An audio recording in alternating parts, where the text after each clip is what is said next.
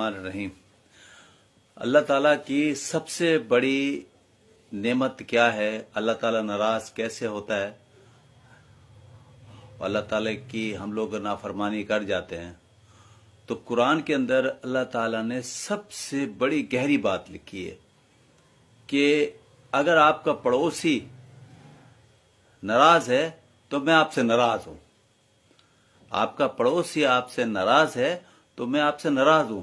यानी कि आपकी कोई दुआ कबूल नहीं हो सकती, आपकी नमाज कबूल नहीं हो सकती। मतलब ये है कि जो अल्लाह ताला, हम लोग सारी जिंदगी ये अल्लाह को राजी करने के लिए नमाज पढ़ते हैं, अल्लाह को राजी करने के लिए सारे काम करते हैं, हज उम्रे, ताकि अल्लाह राजी हो जाए। अल्लाह कैसे राजी होगा? यानी कि अल्लाह ताला ने सबसे पहले इंसान के लिए कहा है कि इंसान को तकलीफ ना पहुंचे। अब सबसे अव्वल जो चीज है वो हमारे लिए क्या है? पड़ोसी। यानी कि अगर वो खुश है तो समझो अल्लाह मेरा खुश है, अगर वो नाराज है तो अल्लाह मेरा नाराज है। अब इसी तरह से ना वो किसी ने सवाल किया कि एक हिंदू से, वो भी बता रहे थे, उनको वाकया बता रहे थे। कहने लगे कि एक किसी मुसलमान से उसने कुछ सवालात किए हैं तो कहा कि ये जो आप जो है कुर्बानी करते हैं, यानी कि बकरियों को, भेड़ को काटते हैं तो इसको ये तो तकलीफ पहुंचाते हैं। तो उन्होंने, मुसलमान ने कहा कि तकलीफ नहीं पहुंचाते, बात यह है कि अल्लाह ने एक निजाम बनाया है, अपनी इसमें मोहब्बत डाली है। शैतान का काम है वो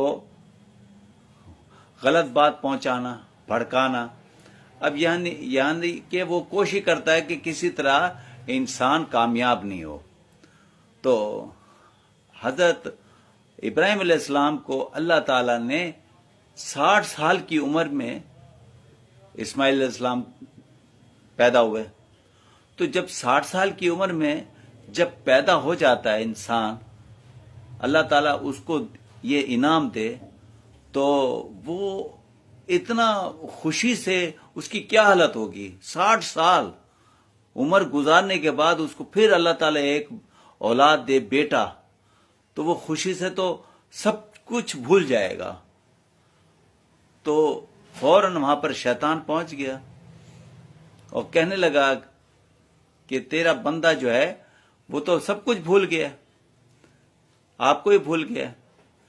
अल्लाह ताला कहने का नहीं, मेरा बंदा है, मेरा कभी वो मुझे नहीं भूलेगा। अब फौरन जो है ना, फौरन उस शैतान की बात जो थी वो तो इतनी अहमियत नहीं है ना, वो तो उसका काम है भड़काना।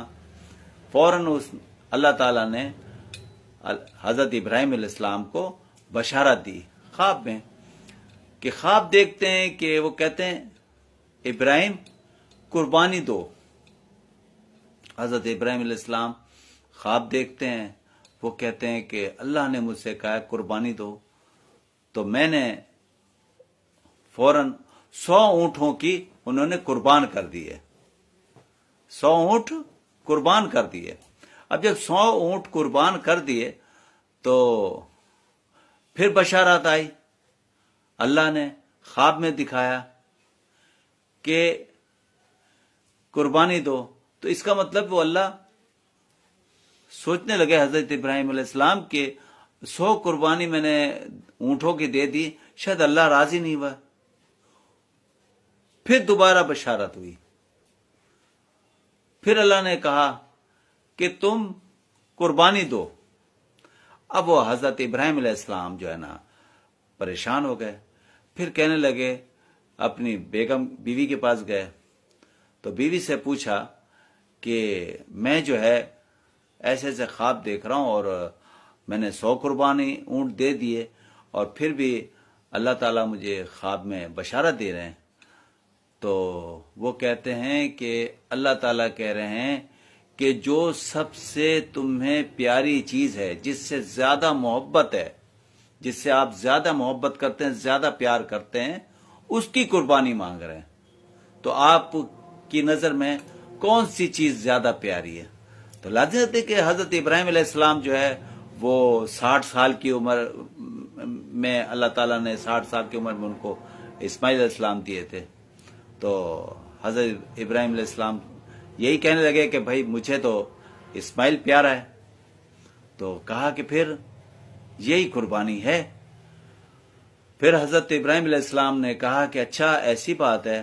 اچھا وہ حضرت اسماعیل علیہ السلام 5 سال کے ہو گئے تھے. 5 سال کا بچہ بڑا سمجھدار ہوتا ہے، اور فوراً جو ہے وہ وہاں سے کہا کہ ٹھیک ہے، صبح ان کو میرے کو سارا سامان تیار رکھ دینا، رسی اور کپڑا اور اس میں چھری وغیرہ. اب وہ سارا سامان تیار کر رکھ دیا.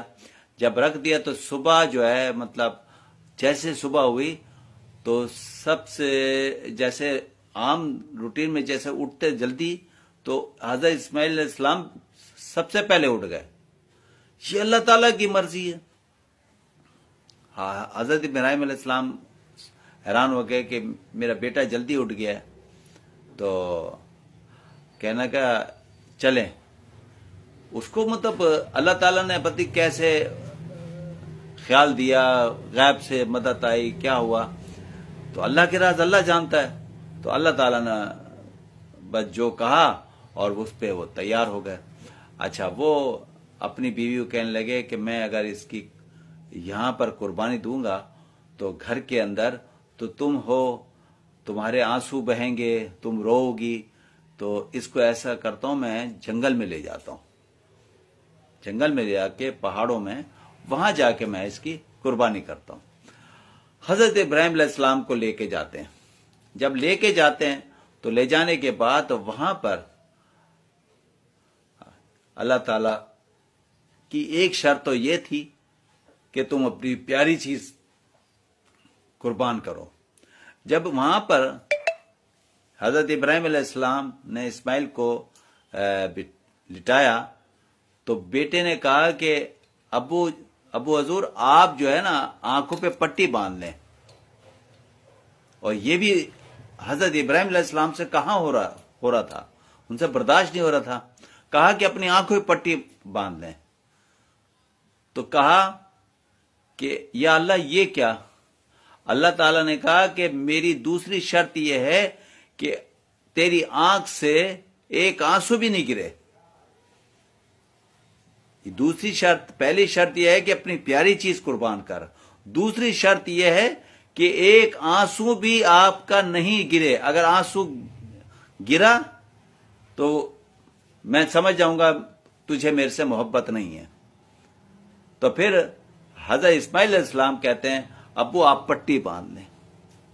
اچھا جب پٹی باندھی، پٹی باندھ کے فوراً چھری جو ہے نا وہ چلانے کی کوشش کی تو چل نہیں رہی. وہ زور بھی لگا رہے ہیں، نہیں چل رہی. اب کرتے کرتے وہ کہنے کہ چل کے نہیں، کیونکہ اللہ کے حکم سے، اللہ کی حکم سے تو چھری کیا کچھ چیز نہیں چل سکتی. اس کے تابع ہے ہر چیز، کوئی چیز نہیں چل سکتی. اور فوراً چھری چلانے کی کوشش کی تو وہ نہیں چلی. پھر جب اللہ کا حکم آیا تو دیکھا کہ چھری چلی. چھری چلی تو اس میں سے آواز آئی میں. اچھا میں کا مطلب ہے کہ گھمنڈ، تکبر، میں. تو جب میں کی آواز آئی تو حضرت ابراہیم علیہ سمجھے کہ میرے بچے نے گھمنڈ کیا ہے، تکبر کیا ہے. تو انہوں نے جیسے آنکھ سے پٹی اٹھائی، نکالی اور دیکھا کہ وہاں پر بھیڑ کا دمبا جو ہے اس کی آواز تھی میں. تو سامنے حضرت اسماعیل علیہ السلام کھڑے ہوئے تھے. تو جب وہ دیکھا ان کو، وہ بڑے حیران ہوئے. تو پھر اللہ تعالیٰ سے کہا یا رب العالمین یہ آپ نے مجھ سے کیوں کٹوایا؟ بولا اس سے کاٹو، اس کے 3 حصے کرو. 3 حصے کر کے ایک حصہ آپ نے پڑوسی کو دینا ہے، ایک حصہ آپ نے مطلب پڑوسی ہو